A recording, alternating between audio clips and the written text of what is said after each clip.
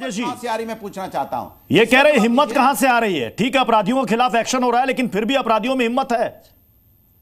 देखिए प्रत्युष जी, आप आंकड़ा देखोगे उत्तर प्रदेश का जनसंख्या के अनुपात में अन्य राज्यों की तुलना में अपराध बहुत कम हुआ है। समाजवादी पार्टी की सरकार के समय के आंकड़े निकाल लीजिए और आज हमारी सरकार के समय के आंकड़े निकाल लीजिए, तस्वीर आप साफ हो जाएगी।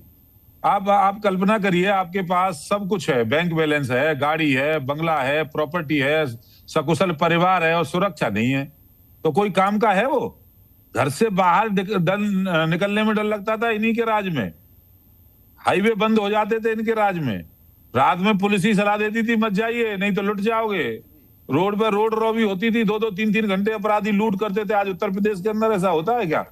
महिलाओं पर अपराध में कमी आई है, लूट में कमी आई है, दंगों में कमी आई है, राजनीति में कमी आई है, डकैती में कमी आई है, हत्या में कमी आई है, हर तरह का अपराध कम हुआ है। और हमें वो गौरव प्राप्त है कि योगी जी की सरकार का जो कानून व्यवस्था का मॉडल है उसको संपूर्ण देश लागू करना चाहता है कांग्रेस। मैं अनिल यादव जी आपका रुख कर रहा हूं। अनिल यादव जी के मामले में आपकी कानून व्यवस्था कहां चलेगी? बाकी मेहमान भी इंतजार कर रहे हैं। अनिल यादव जी चीखता रहा, चिल्लाता रहा कि मुझे बचा लो, पानी में डूब के मर गया। यूपी में जितने भी एनकाउंटर हो रहे हैं, आपको क्या लगता है कि सारे एनकाउंटर फेक एनकाउंटर है? और जो आरोप अखिलेश यादव की तरफ से लगाया गया है कि एनकाउंटर के नाम पर हत्याएं हो रही है, असली आरोपी बचाए जा रहे हैं। पानी करके आप लोग वहां खोल रहे थे और बच्चा डूब गया। प्रत्युष जी, अब तक जब सियासी दल कोई बात कहते थे तो आप लोग कहते थे कि राजनीति करने के लिए बात की जा रही है, लेकिन अब तो खुद हाईकोर्ट ने कह दिया है। और देखिए, मैं आप एक बात स्पष्ट कर दूं, जो कि चौधरी साहब कह रहे थे कि क्या गोली खाई जाएगी? नहीं, बिल्कुल गोली नहीं खाई जाएगी, लेकिन सेल्फ डिफेंस में गोली चलाने में और आउट ऑफ टर्न प्रमोशन पाने के लिए गोली चलाने में अंतर होता है। यही अंतर हाईकोर्ट ने उत्तर प्रदेश की पुलिस को बताया है कि भाई यूपी की पुलिस जो है वो सोशल मीडिया पे अपना फेम बनाने के लिए और आउट ऑफ टर्न प्रमोशन पाने के लिए लोगों की हत्याएं कर रही है। हाईकोर्ट के जज साहब ने स्पष्ट करा है कि भाई आपका काम आरोपियों को पकड़ना है, सजा देना नहीं है। लेकिन मुझे लगता है जज साहब शायद भूल गए कि उत्तर प्रदेश के मुख्यमंत्री कौन है। वो तो योगी आदित्यनाथ हैं। ना तो वो कानून को जानते हैं ना कानून को मानते हैं। अरे भाई, न्यायपालिका का काम होता है सजा देना, सरकार का काम है आरोपी को पकड़ना।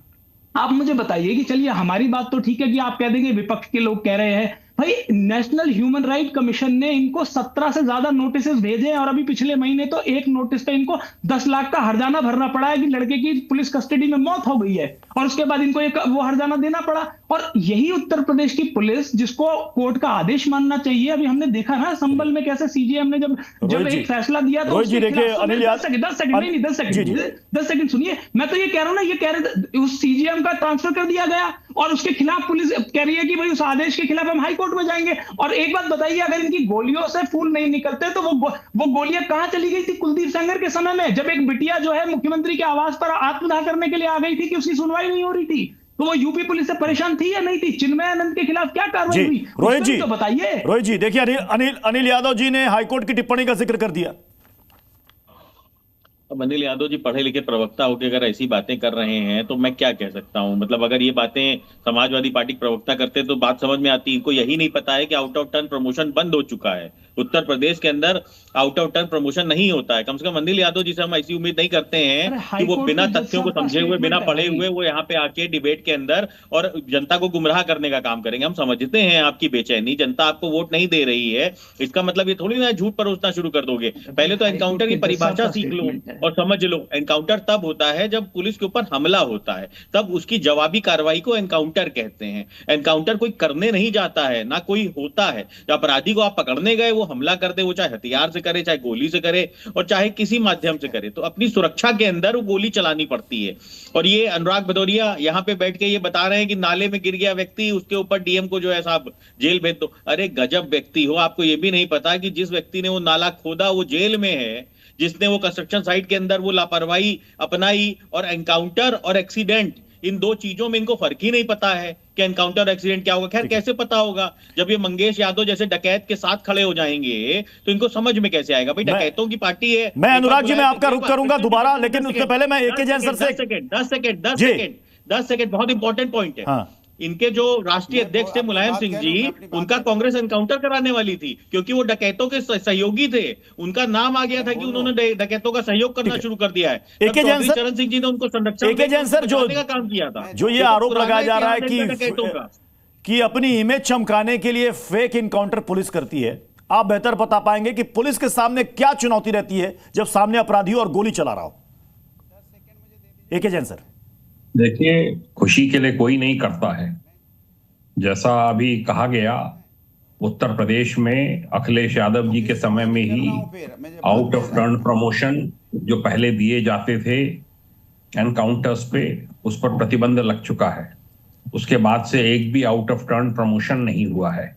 मेडल्स जहां तक देने की बात है, वो MHA ministry of home affairs की एक हाई लेवल कमेटी होती है, वो डिसाइड करती है कि मेडल किसको दिया जाना है, किसको नहीं। रही बात इसकी, कोई भी अपनी खुशी से एनकाउंटर नहीं करता है, क्योंकि एनकाउंटर की जांच लंबे समय तक चलती है। हर एनकाउंटर का मुकदमा थाने में दर्ज होता है, या तो उसमें फाइनल रिपोर्ट लगती है या चार्जशीट लगती है, और उसको पास करना होता है जुडिशियल कोर्ट की स्क्रूटनी को। जुडिशियल कोर्ट में उसको पूरा जवाबदेही होती है कि किन परिस्थितियों में गोली चलाई, किन परिस्थितियों में दूसरे को गोली लगी। जो पहले सामने वाला व्यक्ति है अपराधी, उसने पहले गोली चलाई कि पुलिस ने चलाई, ये सब चीजें वहां पर स्पष्ट करनी होती हैं।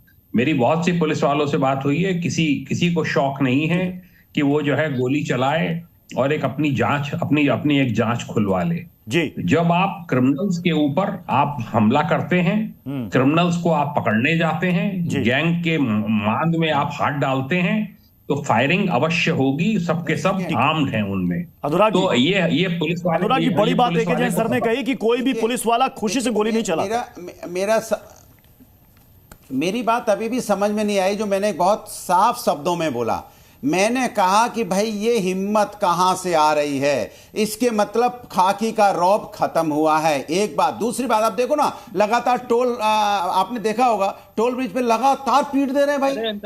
टोल के मालिक जो वहां कार्यकर्ता काम करते हैं, और लगातार सोनभद्र पे पीटा। यहाँ पे सोनभद्र पे आपने देखा पीटा, तो हिम्मत कहां से आ रही मारपीट की? ये मारपीट की हिम्मत आप कहां से रही है?